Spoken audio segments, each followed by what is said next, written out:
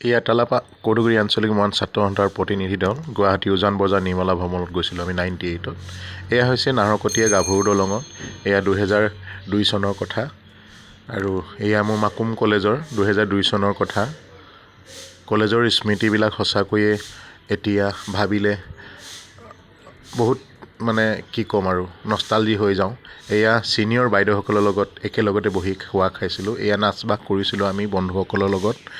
আৰু দেখিছেনে সঁচাকৈয়ে কলেজৰ দিনবিলাক অতিকৈ আপোন আছিল, অতিকৈ হেঁপাহৰ আছিল সকলোৰে চাগে। এয়া ৰয়িঙৰ এটা আমি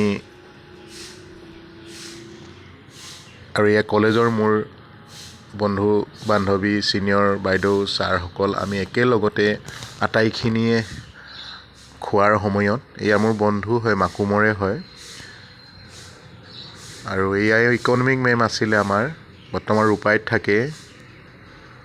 দেখিলেনে মোৰ ছিনিয়ৰ বাইদেউসকলৰ লগত মোৰ বন্ধু বান্ধৱীসকলৰ। এয়া নন্দুদা আমাৰ কেৰাণী আছিলে, ৰাইট ছাইডে আমাৰ অসমীয়া পঢ়াইছিলে ছাৰ।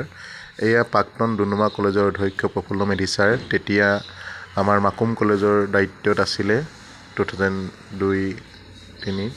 এয়া বন্ধু বান্ধৱী আৰু ছিনিয়ৰসকলৰ লগত আমি একেলগতে বহি জা জলপান খাইছোঁ। আৰু এয়া ইংলিছ ছাৰ আছিল আৰু ইকনমিক মেম। গতিকেলৈ এই স্মৃতিবিলাক সোঁৱৰাইছোঁ। এয়া মৰাণ ছাত্ৰ সন্থাৰ তিনিচুকীয়াৰ এটা প্ৰচেছনৰ আমি আছিলোঁ।